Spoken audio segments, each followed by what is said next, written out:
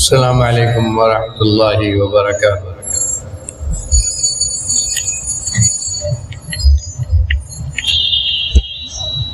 ان الحمد للہ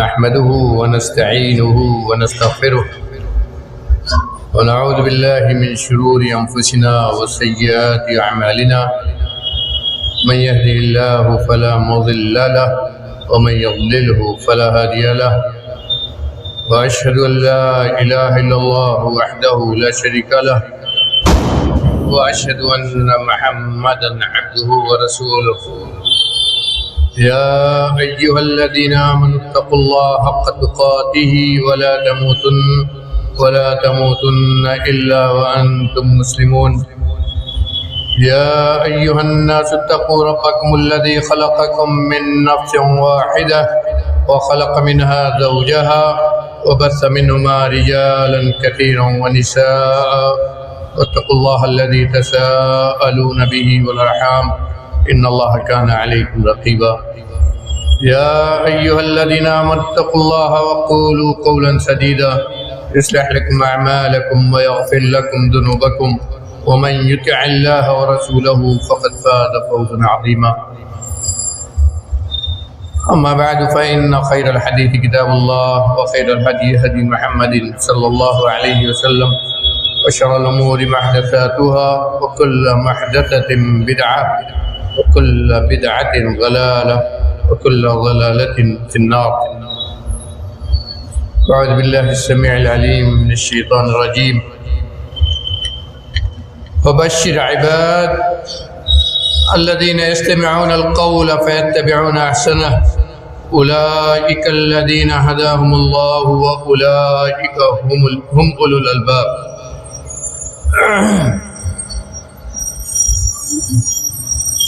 محترم علماء کرام، ہمارے معزز دعاۃ و واعظین، فاضل علماء،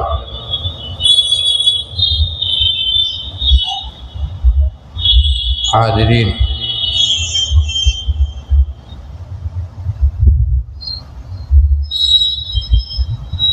جس عنوان سے آج ہم اور آپ اس مجلس میں اکٹھا ہوئے ہیں، ہم سب کے لیے، خود میں اپنے لیے بھی کہتا ہوں، بہت ہی اہم عنوان ہے۔ آج ہم اس پرفتن دنیا میں جن حالات کو دیکھ رہے ہیں اور جن طرح کے واقعات سے روز ہم سامنا کرتے ہیں، یہ حالات داعی، واعظ، خطیب کے لیے اس کی ذمہ داریوں کو کس طرح اور زیادہ اہم کر دے رہا ہے، یہ ہم سب باقاعدہ اس کو سمجھتے ہیں، ہم خود سمجھدار ہیں، اور اسی ذمہ داری کا احساس ہے جمعیت نے اس پروگرام کو ہم سب کے لیے منعقد کیا۔ اس کا عنوان جو بھی ہے، لیکن ہم سب جانتے ہیں کہ ہم تمام ایک عالم دین کی حیثیت رکھتے ہیں، ایک عظیم دینی ادارے سے پڑھنے کے بعد ہمارے سر پر وہ ذمہ داری آئی ہے جس کو نبی کریم صلی اللہ علیہ وسلم کے آنے سے پہلے انبیاء کرام ادا کرتے تھے، اور اسی لیے علماء کو خود نبی کریم صلی اللہ علیہ وسلم نے انبیاء کو وارث کر دیا۔ ذیلی جمعیت کو اپنے اس پروگرام پر مبارکباد کے بجائے میں کہتا ہوں کے لیے دعا کرنی چاہیے ہمیں کہ جب ہم اپنے آپ کو منہج سلف پر چلنے والا کہتے ہیں، اور آج دنیا کو اسی منہج کی سب سے زیادہ ضرورت ہے، تو ہماری جمعیت اپنی ذمہ داری کو کس طرح نبھائے۔ اور آپ تمام حضرات حقیقت میں جمعیت کے ہاتھ پیر ہیں، آپ ہی کی کوششوں سے جمعیت بھی اپنی ذمہ داری کو نبھائے گی۔ اور آپ ہی کا تعاون جب ملے گا تبھی جمعیت اصلاح اور جو اصلاح اور دعوت کا کام جس کے ذمہ ہے کام آگے بڑھے گا۔ اور انہی ذمہ داریوں کے احساس کے تحت ایک خاص نشست بلائی گئی ہے۔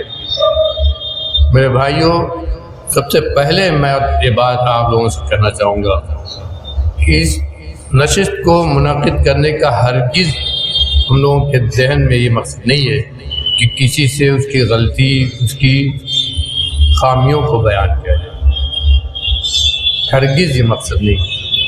اصل مقصد یہ ہے کہ ہم ایک ساتھ اکٹھا نہیں ہوتے، لیکن اللہ کی توفیق سے ہر ہفتہ جو لوگ جمعہ پڑھاتے ہیں ان کو ہر ہفتہ توفیق ملتی ہے، اور اس کے علاوہ مختلف مناسبات اور مختلف اجتماعات میں بھی بولنے کا موقع ملتا ہے۔ ہم خود کب ایک جگہ اکٹھا ہوں، اپنے تجربات کو ایک دوسرے سے شیئر کریں، ایک دوسرے سے ہمارا تعارف ہو اور ایک دوسرے سے ہم سیکھیں۔ یہ سیکھنا میرے بھائیوں، آپ خود جانتے ہیں، علم ماں کی گود سے لحد تک کہا جاتا ہے۔ ماں کی گود سے جب تک آدمی اس دنیا سے نہیں جاتا تب تک اس کو حاصل کرنا ہے اور حاصل کرتے ہی رہتا ہے، اور اس میں چھوٹے اور بڑے کا کوئی معاملہ نہیں ہے۔ محدثین حدیثوں کی کتابوں کو آپ نے پڑھا ہے، آپ خود جانتے ہیں کہ محدثین کے ہاں روایت الاکابر انا صاغر یہ بھی ہے، جس طرح روایت الصاغر انا کبیر۔ وہ کبھی یہ نہیں دیکھتے تھے کہ ہم کس سے حدیث کو لے رہے ہیں، جو وہ چھوٹا ہے اس سے نہ لیں، وہ چھوٹا ہے اس سے نہ لیں، بلکہ کبھی ایسا نہیں ہوتا تھا۔ اور اگر امام مالک کی سیرت کو پڑھیں تو آپ کو وہاں تو اور عجیب عجیب چیز ملتی ہے۔ امام شافعی جن کے شاگرد تھے انہوں نے بیان کیا تو اس سے لے لیا، اور بھی اس طرح کئی مسئلے میں ایک مسئلہ بڑا ضمناً آیا، میں آپ کو بیان کرنا چاہتا ہوں کہ وضو میں پیر کی انگلیوں میں خلال کے قائل نہیں تھے امام مالک، اور آخر میں جب موطا لکھ چکے تھے، اور اسی لیے موطا میں کوئی حدیث اس سلسلے کی نہیں ہے، اس کا ذکر انہوں نے خود بھی نہیں کیا ہے، لیکن کسی شاگرد نے ان سے کہا، ابن وہب یا شب کیا نام ہے، انہوں نے کہا کہ میرے پاس اس سلسلے میں ایک سنت ہے، اور جب بیان کیا تو کہا میرے پاس سے رہ گئی، اور پھر وہ اس سے قائل ہو گیا، اس کو بیان کرتے تھے امام مالک۔ تو یہ جذبہ سب سے پہلے ہمارے یہاں ہونا چاہیے، ہم خود آپس میں ایک دوسرے سے سیکھنے کے لیے اکٹھا ہو۔ اور دوسری بات یہ ہے میرے بھائیوں کہ سب سے پہلے ہمیں یہ سمجھنا چاہیے کہ داعی اور مبلغ یا خطیب ہم کہیں، اس کا کام کتنا اونچا ہے اور اس کی ذمہ داری کتنی بڑی ہے۔ یہ اللہ کی بہت بڑی نعمت ہے، ابھی آپ نے سنا، بہت بڑی نعمت ہے، جس طرح یہ اللہ کی بہت بڑی نعمت ہے ہم سب کے لیے کہ ہم کو اللہ نے واحد بنایا، توحید، عقیدت توحید سمجھ عطا کی۔ دنیا کی سب سے بڑی نعمت ہے، دین کے ساتھ ساتھ، اسلام کے ساتھ ساتھ، کل شہادتین کے اعتراف کے ساتھ ساتھ ہمیں وہ منہج ملا ہے جو صحیح دین ہے، صحیح دین ہے، اور اب اسی صحیح دین کو دنیا تک پہنچانے کی ہماری ذمہ داری ہے۔ اللہ نے منتخب کیا ہے، دوسرے بہت سارے لوگوں کے درمیان سے اللہ نے منتخب کر کے یہ نعمت ہمیں عطا کی ہے کہ ہم کو وہ مقام دیا ہے جو انبیاء کا مقام۔ تو ایک طرف عالم کا مقام کتنا اونچا ہے، اور جب مقام کتنا اونچا ہے دوسری ذمہ داری کتنی ہے۔ العلماء ورثۃ الانبیاء، اس حدیث کو آپ سب نے پڑھا ہے، یہ صرف آپ پڑھ کے ہم گزر جاتے ہیں، لیکن دل پر ہاتھ رکھ کر سوچئے کہ کتنی بڑی بات ہے اور پھر ذمہ داری کتنی ہے، کیونکہ آگے آپ نے کیا کہا، تو ان الانبیاء لم یورثوا مالا ولا درہما ولکن یورثوا علما۔ یہ علم کون سا ہے؟ دنیا کا سب سے اہم اور سب سے قیمتی علم، جس علم کے بغیر آدمی کو اس دنیا میں نہ تو کامیابی مل سکتی ہے نہ صحیح راہ مل سکتی ہے، نہ اللہ کا دین مل سکتا ہے، اور نہ آخر کی کامیابی مل سکتی ہے۔ اس علم کو آپ نے حاصل کیا، ایک مقام اللہ نے وہ دیا، دنیا میں جتنے ہیں ان میں آپ کو منتخب کر کے یہ علم صحیح جگہ سے صحیح طریقے پر منہج سلف کے مطابق آپ کو اللہ نے عطا کیا۔ اس علم کی پہلی، اور جب اتنا اہم علم ہے اور آپ کا مقام اتنا اہم ہے تو آپ کی ذمہ داری کتنی ہے؟ ایک طرف اس علم کی حفاظت، دوسری طرف اس علم کو پہنچانے کی ذمہ داری۔ ابھی آپ نے جو 2 خطابات سنے، ان سب میں بہت مکمل طور پر ہمارے فضلاء نے، ہمارے علماء نے آپ کو کی رہنمائی کیے۔ حقیقت میں یہ رہنمائی صرف آپ کے لیے نہیں بلکہ ہم سب کے دل کی یہ سب بات ہے، اور یہ سب ہم کو ہماری اپنی ذمہ داری ہے۔ اور یہ پروگرام بھی میرے بھائیوں اسی ذمہ داری کے احساس کا ایک حصہ ہے کہ ہم جب منہج سلف کے قائل ہیں تو اس منہج سلف کو ہر سیڑھی پر ہمیں سمجھنا ہوگا، اپنی ذمہ داری کو اسی منہج سلف کے مطابق ادا کرنا ہوگا۔ اس ذمہ داری کو ادا کرنے کے لیے ہمیں ہر قدم، خطبہ جب ہم دیں تب بھی، کہیں خطاب کریں تب بھی، کہیں بڑے اجلاس میں ہوں تب بھی، اور اسی منہج سلف کا حصہ تو ہے کہ ہماری قرآن کی آیت ہم صحیح دعوت کریں۔ کو آیت میرے بھائیوں اگر نہ یاد ہو، آدمی حافظ نہ ہو، اسے آیت لکھ کر لے جانا چاہیے تاکہ آیت صحیح سے پڑھے۔ غلط آیت پڑھنے سے بہت ساری غلط فہمیاں جاتی ہیں۔ اسی طرح منہج سلف کا حصہ تو ہے کہ جو حدیثیں ہم بیان کریں، اس لیے کہ ہم ضعیف حدیث نہیں بیان کرتے، موضوع حدیثیں نہیں بیان کرتے ہیں، واقعات بیان کرنے میں خطبہ کس طرح کی حدیثیں بیان کرتے ہیں وہ سب ہم جانتے ہیں، لیکن ہماری ذمہ داری یہ ہے کہ جس حدیث کو بیان کریں صحیح حدیث کو بیان کریں۔ یہ ذمہ داری ہے۔ آپ جو کچھ کہہ رہے ہیں، آپ سے جو لوگ سن رہے ہیں وہ جان رہے ہیں کہ آپ عالم دین ہیں، دین کی بات کہہ رہے ہیں، تو اگر اس میں غلطی کر رہے ہیں آپ تو سوچئے غلط بات اب ہم کو پہنچا رہے ہیں، اور اس کے لیے آپ ذمہ دار ہوں گے اللہ کے آگے۔ یہ ذمہ داری کوئی معمولی نہیں ہے۔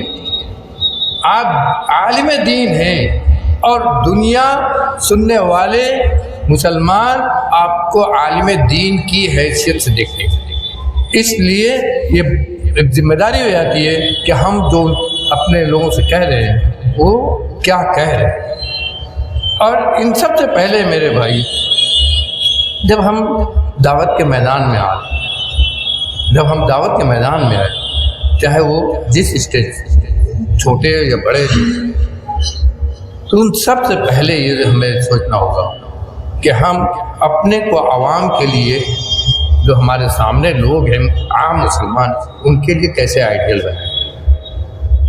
اگر عوام آپ کا تصور آپ کے بارے میں غلط ہے، کہتے ہیں یہ نماز ہی نہیں پڑھتے ہیں، کہتے ہیں کہ داڑھی ہی نہیں رکھتے ہیں، کہتے ہیں ان کا کپڑا وضع قطعی صحیح نہیں ہے، تو غور کیجئے کہ جمعہ کے خطبے میں یا کہیں بھی ممبر پر کھڑے ہو کے جب آپ بولیں گے تو آگے سننے والا آپ کی بات کو کتنا لے گا۔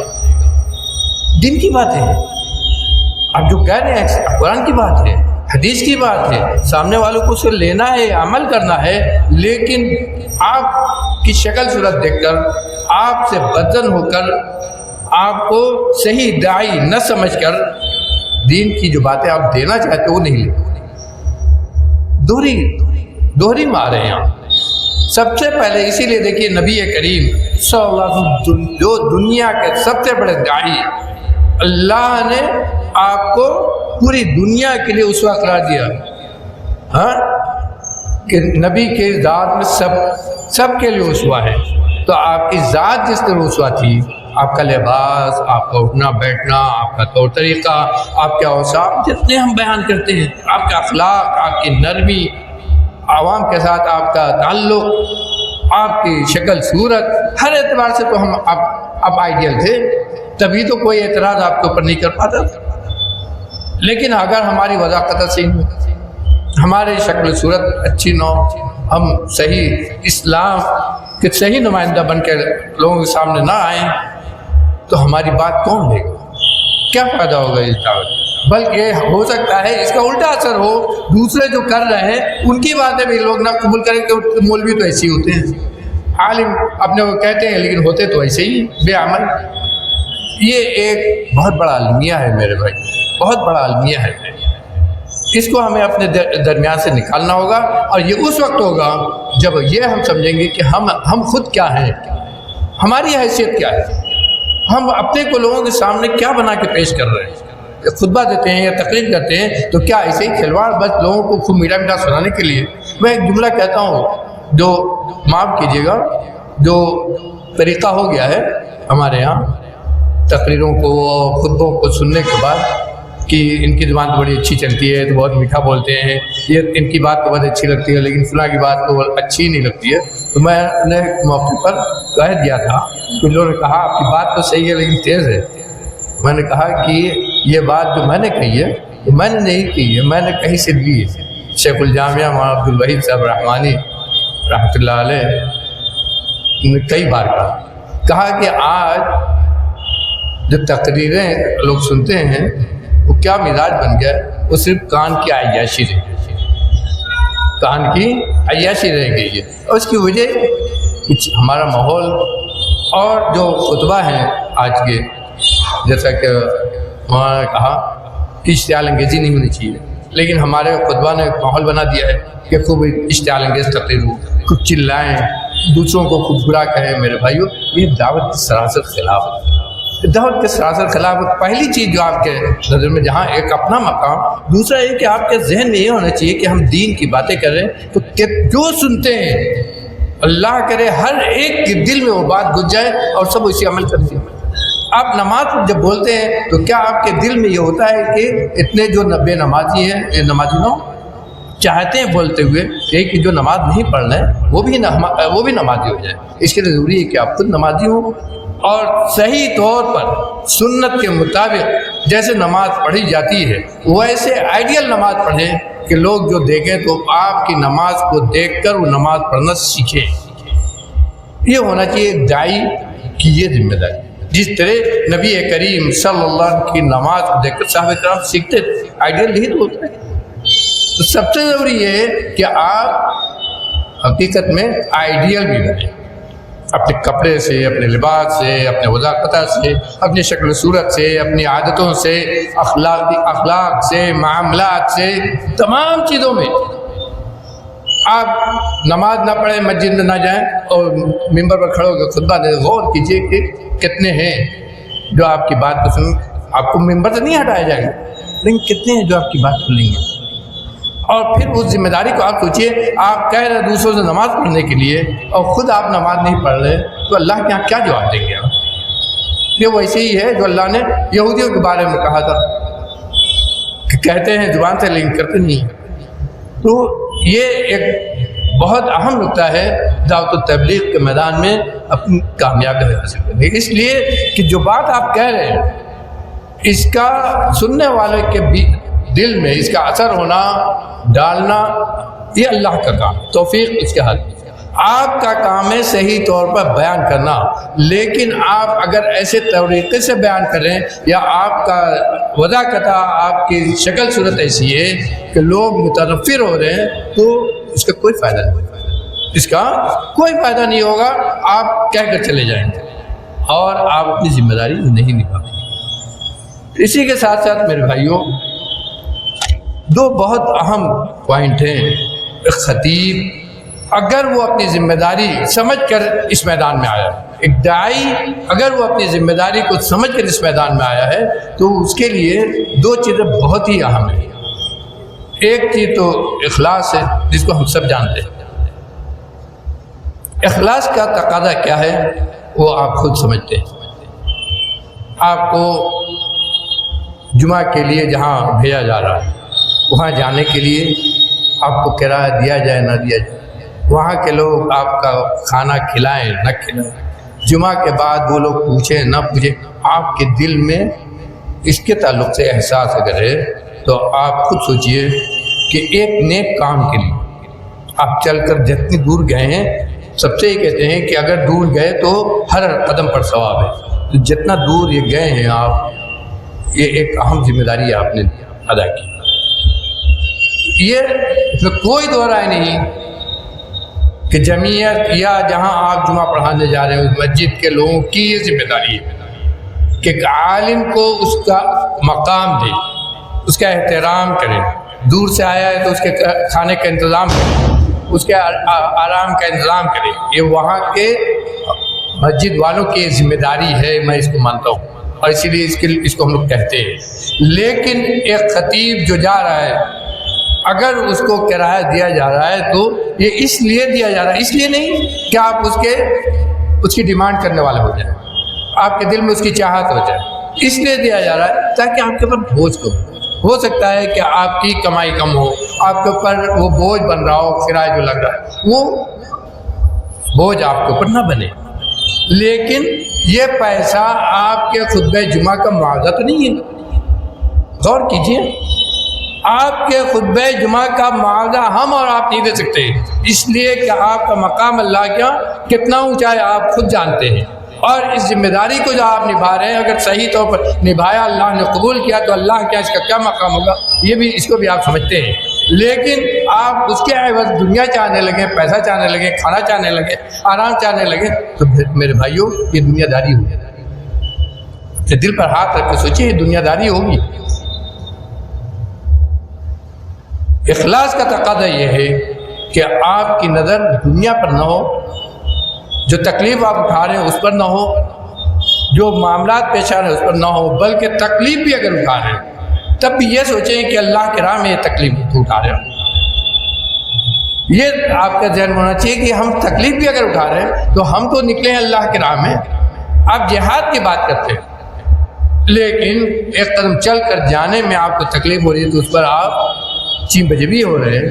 تو غور کیجئے، کہاں ہے اخلاص، کہاں یہ اخلاص؟ اس اخلاص کا تقاضا ہے کہ آپ خوددار ہو. میرے بھائیوں، خودداری یہ ایسی چیز ہے کہ اگر یہ آپ کے اندر رہی تو آپ کے دعوت و تبلیغ کا وہ اثر عوام پر دکھائے گا کہ آپ اس کو خود محسوس کریں گے. لیکن شرط یہ ہے کہ آپ کے اندر صحیح خودداری ہو. اور اگر خودداری ہوگی تو آپ کو نہ تو کرایہ کا پیسہ دکھائی دے گا، نہ کھانا دکھائی دے گا، نہ وہاں کا آرام دکھائی دے گا. یہ ایک بہت ہی اہم چیز ہے جس کو، اور یہی نہیں، اگر خودداری ہوگی تو آپ خطبے میں اس کا بھی لحاظ نہیں کریں گے کہ آپ قرآن و حدیث کی روشنی میں جو باتیں کہہ رہے ہیں یہ کسی کے خلاف پڑھ رہی ہے یا کسی معاف. اگر خودداری ہوگی، ہو سکتا ہے آپ سیدھے سیدھے بیان کر رہے ہیں، قرآن کی آیت پڑھ کر، حدیث سنا کر آپ کہہ رہے ہیں کہ یہ شریعت میں اس چیز کا یہ حکم ہے، اور اس کے خلاف کرنے والے وہاں ہیں اور وہ اس کو سمجھ جائیں کہ ہمارے اوپر بولا جا رہا ہے. لیکن آپ کی نیت تو نہیں ہے، آپ کی نیت تو نہیں ہے. آپ کی نیت یہ ہے کہ احکام احادیث کی روشنی میں، قرآن کی روشنی بیان کر دیجیے. اگر خودداری ہوگی تو آپ کو ڈر نہیں لگے گا کہ کہنے والا کیا کہہ رہا ہے. اگر آپ کے اندر خودداری ہوگی تو اس کا ڈر ہرگز نہیں لگے گا کہ سننے والا سن کر ہمارے اوپر کیا تبصرہ کر رہا ہے. بہت سے ہمارے خطبہ ڈرتے ہیں اس بات سے، مجھ تک بھی یہ بات پہنچی ہے میرے بھائیوں، ڈرتے ہیں اس بات سے کہ اگر ہم ممبر سے خطبے میں اس طرح کی باتیں کہہ دیں تو وہاں ہمارے سامنے جو ہیں ان میں ایسے بھی ہیں جن کو برا لگ جائے گا، جن کو خراب لگ جائے گا. یہ ہے کہ باہر مسجد کے بعد میں ہمارے پر تبصرہ ہوگا. میرے بھائیوں، آپ کس کی بات کہہ رہے ہیں؟ اپنی بات کہہ رہے ہیں؟ آپ اپنی بات تو نہیں کر رہے ہیں، آپ اللہ اور اس کے رسول کی بات بیان کر رہے ہیں. آپ خود جان رہے ہیں کہ ہم کیا بیان کر رہے ہیں. جب آپ اتنی بڑی بات اللہ اور رسول کے حوالے سے صحیح حدیث اور قرآن سے بیان کر رہے ہیں تو اس میں آپ کو ڈرنا ہی کیا ہے؟ خودداری کا تقاضا ہے کہ آپ بیان کیجیے، کسی پر طنز مت کیجیے، ایسی زبان نہ استعمال کیجیے کہ کسی کو تکلیف ہو، ایسی زبان نہ استعمال کیجیے کہ کسی کو لگے کہ مجھے کو کہا جا رہا ہے. میرے بھائیوں، یہ بہت ضروری ہے. ایسی زبان مت استعمال کیجیے. ابھی آپ نے شیخ اسد حفظہ اللہ سے یہ سلسلے باتیں سنی ہیں.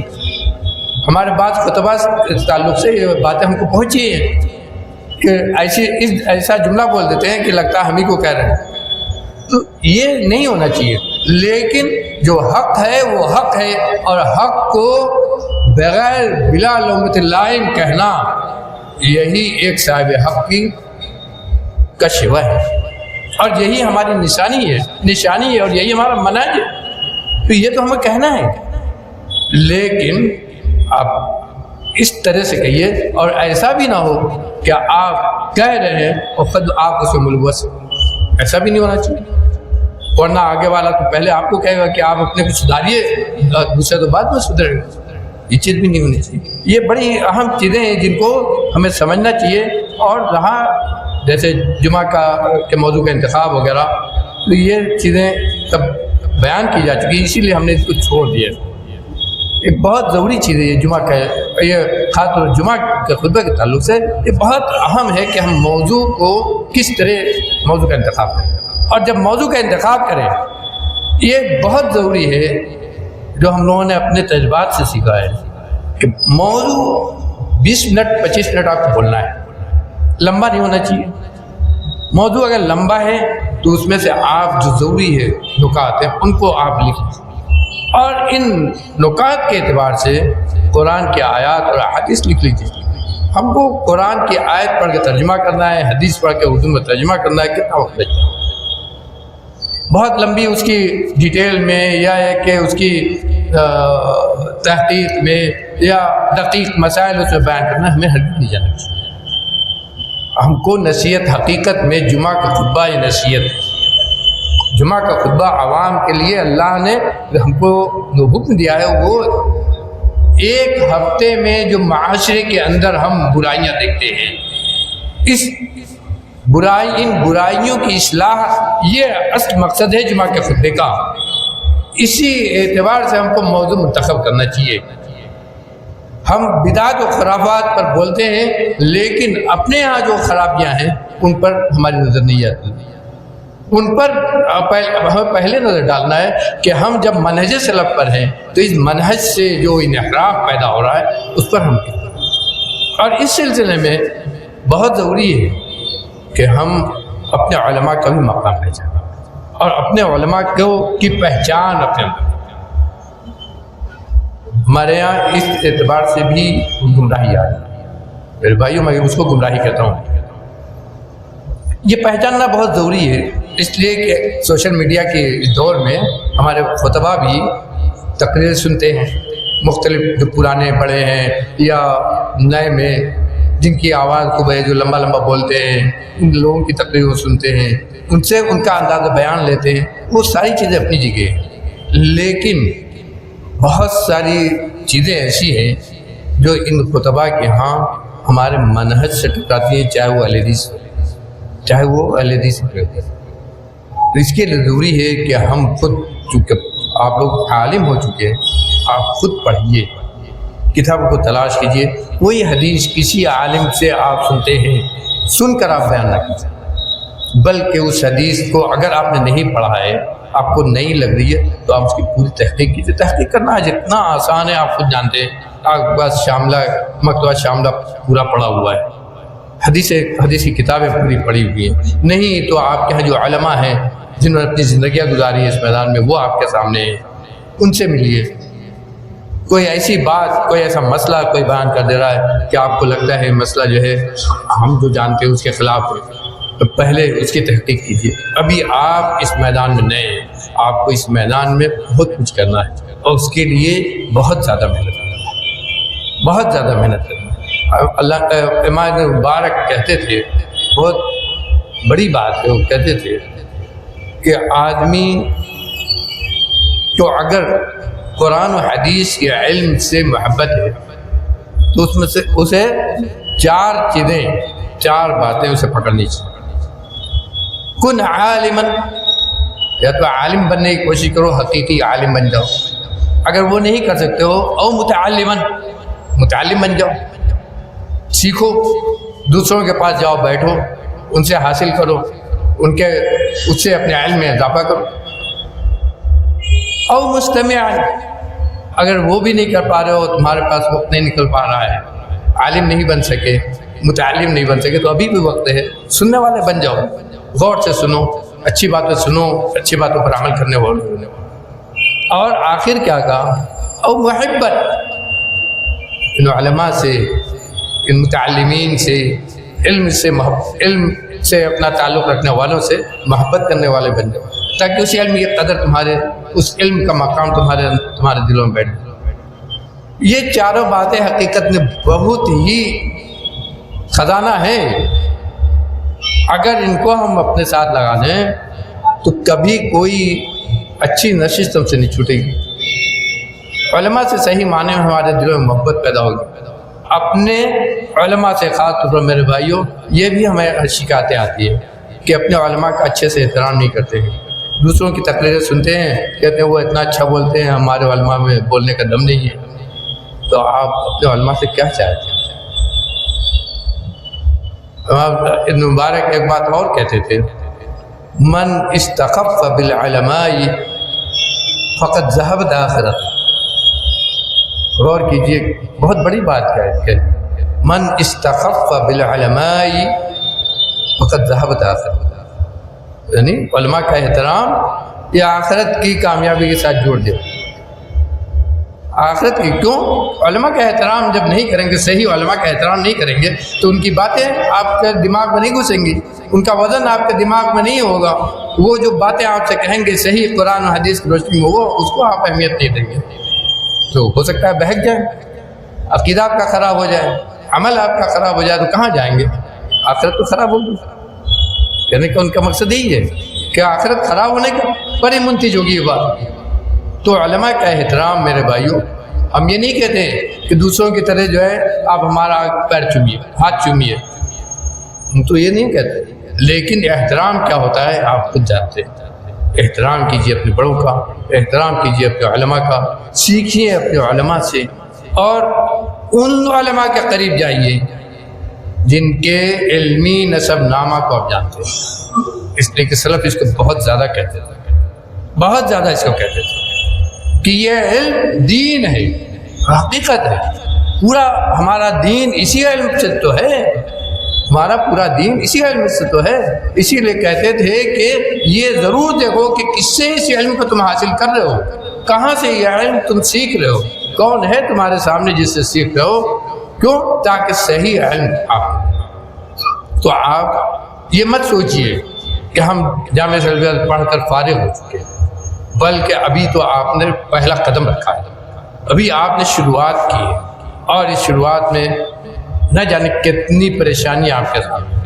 میرے بھائیوں مجھے بھولتا نہیں جب مجھ کو جمعہ کے خطبے کے لیے ممبر پر کھڑا کیا گیا تھا، جب میں مدینے سے فارغ ہو کر آیا، لیکن اس کا زندگی میں تجربہ نہیں تھا، لیکن اپنے جماعت کے جو اکابرین تھے گزر گئے، اللہ ان کو کرور جنت نصیب کرے، زبردستی میرے گھر سے مجھ سے کہا تم پڑھ کر آئے ہو، خطبہ دینا ہے، مولوی بننا ہے، اور باغ بلی مسجد میں پہلا خطبہ دیا تھا۔ مجھ کا آج تک وہ اپنی کیفیت بھولی نہیں ہے جس کیفیت پر رہ کر وہ خطبہ بنا، اس لیے کہ سیکھنا تھا وہیں سے۔ تو آدمی زندگی میں ان چیزوں کو سیکھتا ہے، اور جو سیکھنے کا جذبہ رکھے گا نا تو وہی سیکھے گا، وہی آگے بڑھے گا۔ لیکن اس کے ساتھ ساتھ یہ چیز ہمیں ہمیشہ ذہن میں رکھنی چاہیے کہ ہم کیا ہیں، اور عوام ہم کو کس نظر سے دیکھتی ہے، اور عوام ہم سے کیا چاہتی ہے، اور ہماری ذمہ داری اس کے حساب سے کیا بنتی ہے۔ ان چیزوں کو ہمیں بالکل اپنے سامنے رکھنا چاہیے۔ اور میں نے پہلے ہی کہا کہ بہت ساری باتیں آپ سن چکے، اور مزید اب کیا ہم لوگ بیان کریں، میں سمجھتا ہوں اس کی بہت زیادہ ضرورت نہیں۔ ضرورت اس بات کی ہے کہ ہم خود جہاں رہتے ہیں، جس جگہ، جس محلے میں، جس آبادی میں، جن لوگوں کے گرد پیش، اور جن کے سب سے اہم مسئلہ جمعہ کا خطبے کا، جہاں تک جلسے ہیں اس سال میں ایک دو، کہیں تقریر ہوئی تو آپ چلے گئے، آپ جس جگہ رہتے ہیں، جس محلے میں، جس آبادی میں، اور اگر اسی کے محلے، اسی آبادی کی مسجد میں آپ کو جمعہ کے خطبے کے لیے کہا جاتا ہے، تب سوچئے کہ آپ کی ذمہ داری کتنی بڑی ہے۔ اس محلے کا پورا حال آپ جانتے ہیں، وہاں کی خرابیوں کو آپ جانتے ہیں، اور وہ لوگ مسجد کے نمازی ہیں یا مسجد میں جو لوگ آتے ہیں، وہ آپ کو دیکھتے ہیں، وہ آپ سے کچھ اور امید رکھتے ہیں، وہ آپ کے اوپر کچھ اور طرح کی عالم کے حیثیت سے آپ پر نظر رکھتے ہیں، تو آپ کی ذمہ داری اس جگہ کتنی ہے۔ اور اسی لیے میں بہت کہتا ہوں کہ ہمارے لیے جمعہ کا خطبہ بڑا ہے، کیونکہ جمعہ کے خطبے میں ہمارے ہاں جہاں بڑے آتے ہیں، بچے آتے ہیں، اور اس حساب سے عورتیں بھی آتی ہیں، تو مسائل اس طرح ہم بیان کریں کہ سب کو سمجھ میں آئے دین۔ اور یہ خطبہ حقیقت میں یہ تعلیم کے لیے ہے، دین کو سکھانے کے لیے، تو ہم سب کو سکھاتے ہیں، سب کے لیے کہتے ہیں، بڑے کے لیے بھی، نوجوان کے لیے بھی، عورتوں کے لیے بھی، اور بچوں کے لیے بھی۔ تو ہمارا بیان اسی حساب کا ہو اور اسی طرح سے تیاری کریں اور اسی حساب سے ہم اپنی ذمہ داری کو نبھانے کی کوشش کریں۔ اللہ تعالیٰ ہمیں کہنے سننے سے زیادہ عمل کرنے کی توفیق دے، ہماری اس نشست کو کامیاب ترین بنائے، اور ہماری اس نشست کو ہمارے ذریعے آخرت بنائے۔ یہاں سے ہمیں سیکھنے اور سکھانے کے جو موقع ملے ان سے فائدہ اٹھانے کی توفیق عطا فرمائے۔ ہم سب کی اصلاح فرمائے، ہم سب کی اصلاح فرمائے، ہمارے دلوں کو آپس ملا دے، ان کو ایک دوسرے کے تجربات سے فائدہ اٹھانے کی توفیق عطا فرما دے، صحیح معنی میں عالم ہم کو بنا دے، اور جو اپنے علماء ہیں ان کا احترام کرنے کی ہمیں توفیق عطا فرمائے۔ یہاں ایک بات اور میں کہنا چاہوں گا کہ جب ہم حدیث کو پڑھتے ہیں تو ضرورت پڑتی ہے ہمیں شروع حدیث میں، ضرورت پڑتی ہے حدیث کی شرحوں کی، اور مسائل میں خاص طور پر ہمارے یہاں دو کتاب سب سے زیادہ معتبر مانی جاتی ہے، ایک تحفۃ الاحوذی، دوسرے میراث المفاتیح۔ میں نے اپنے کئی نوجوان علماء سے پوچھا دونوں کے بارے میں، تو کہا بھی دیکھا نہیں ہے۔ میرے بھائیوں، یہ بھی ہمارے علم کی کمی ہے۔ آپ کو اپنا علم پہلے پڑھنے کی کوشش کرنی چاہیے، مسائل میں آپ کو ان کتابوں کو اور اسی طرح جو اور شروع ہے ان کو پڑھنا چاہیے۔ ان کتابوں کو خاص طور پر پڑھنے کے اس لیے ابھی ہم کہتے ہیں کہ سلف کے منہج کے مطابق مسائل میں ترجیح کیا ہونی چاہیے وہ ہم کو ان دونوں کتابوں سے، سلف کے منہج کے مطابق مسائل میں جہاں اختلاف ہے وہاں ترجیح ہم کیسے کس کو دیں وہ ان دونوں سے ہمیں ملتی ہے۔ خاص طور پر جس ماحول میں ہم رہتے ہیں احناف کے درمیان، ان کے لیے جواب اگر ہم کو چاہیے تو انہی دونوں کتابوں سے ملے گی۔ احناف سے بھی ہمارا سامنا ہوتا ہے، اور بلا شبہ بہت سے مسائل میں احناف اپنی دلیل اس طرح دیتے ہیں کہ ان کی دلیل مضبوط لگتی ہے۔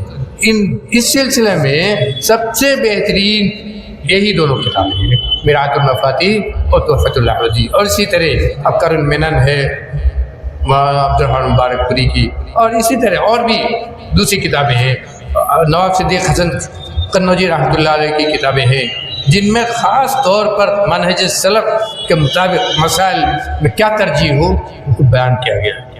تو ان کو ہم اپنے اوقات ادھر ادھر ٹہل کے گھوم کر گزارتے ہیں، خاص کریں، بہت ضروری ہے، خاص کریں اپنے 24 گھنٹے کی ٹائم ٹیبل میں وقت متعین کریں، ان کتابوں حدیث کی شروحات اور اسی طرح نبی کریم صلی اللہ علیہ وسلم سیرت کے تعلق سے صحابہ و تابعین کی سیرت کے تعلق سے کتابیں پڑھنے کے لیے ہم اپنا ایک وقت مقرر کریں۔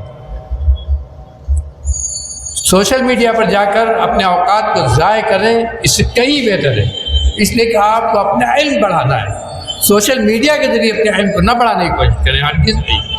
آپ اگر اپنا علم بڑھانا چاہتے ہیں تو اپنے علماء کی، متقدمین کی سیر و سوانح کی کتابیں، اس کے علاوہ شروع حدیث کی شرحیں، ان کو خود پڑھیں، اور جب عربی میں، اور میں یہ بھی کہتا ہوں عربی میں پڑھیں تاکہ براہ راست آپ اس کو سمجھنے کی براہ راست اس کو سمجھیں، ترجمے سے نہیں۔ ترجمے میں بہت کچھ ہو سکتا ہے، براہ راست پڑھیں اور براہ راست عربی میں اس کو سمجھنے کی کوشش کریں۔ اگر آپ کی عربی کمزور ہے تو پہلے اپنی عربی کو مضبوط کرنے کی کوشش کریں۔ ہرگز یہ ذہن میں نہ رکھیں کہ ہم تو جامعہ سلفیہ سے فارغ ہو چکے ہیں، علم وہیں ختم نہیں ہو گیا، علم تو قبر تک جائے گا۔ اس لیے اپنے علم کا مضبوط کرنے کے لیے اگر ضرورت ہے تو نحو صرف دوبارہ کسی استاد سے پڑھنے کی کوشش کریں، یہ نہ سوچے کہ ہم کیا پڑھیں، نحو سب اگر کمزور ہے، عربی کمزور ہے تو باقاعدہ دوبارہ اس کو پڑھنے کی کوشش کریں، اور یہ ان شروحات کو، بڑی کتابوں کو، عقیدے کے تعلق سے کتابوں کو، ان کو براہ راست، کتابوں کو براہ راست، سلف کی کتابوں کو براہ راست پڑھیں۔ کتنی بڑی بڑی سیر و سوانح کی کتابیں ہیں، سیر عالم النبلاء، اور اس طرح سوچئے کہ ان اسلاف نے ان کتابوں کو لکھنے کے لیے کتنی اپنی زندگی لگائی ہوگی۔ ہمارے لیے تو پڑھنے کا، ان کو پڑھنے کا وقت نہیں ہے، ہم عالم ہو کر ان کے پڑھنے کے لیے ہمارے پاس وقت۔ ان کو پڑھ کر اپنے علم کو میرے بھائیوں مضبوط کیجئے، ایک اچھے عالم تب بنیں گے۔ اور یہ نہ سوچئے کہ ہم اب تو خطبہ دینے لگے، اب تو ممبر پہ چڑھنے لگے، اب تو لوگوں سے بڑے ہو گئے، یہ ذہن سے نکال دیجئے۔ ایک چھوٹے متواضع انسان بن کر رہنے کی کوشش کیجیے، ایک چھوٹے متواضع انسان بن کر رہنے کی کوشش کیجیے، انشاءاللہ آپ کا مقام آپ کے معاشرے میں بہت اونچا ہوگا۔ یہ نہ سوچئے کہ ہم کو کوئی اہمیت دیتا ہے کہ نہیں، بلکہ عوام کے سامنے اپنے آپ کو اور چھوٹا بنا لیجئے، ایک متواضع انسان، اس لیے کہ آپ خود حدیث پڑھے ہوئے ہیں کہ من تواضع للہ رفعہ اللہ، آپ نے خود پڑھا اس کو کہ اللہ کے یہاں اونچے ہونے کے لیے تواضع چاہیے، اور یہ حقیقت میں دنیا میں بھی، انسانوں کے درمیان بھی متواضع انسان کی کتنی اہمیت ہوتی ہے اور کتنا لوگ اس کو چاہنے لگتے ہیں، یہ خود آپ جانتے ہیں۔ تو یہ ہرگز نہ سوچیے۔ اور علم کا ایک بات اور یاد رکھیے، علم کا کبر اس سب سے خطرناک، علم کا کبر اس سب سے خطرناک ہے، یہ آدمی گمراہ کرتا ہے، یہ اپنے اندر ہرگز آنے دیجیے۔ اللہ تعالی ہم سب کی ہدایت فرمائے، ان کو صحیح سیدھا راستہ دکھائے۔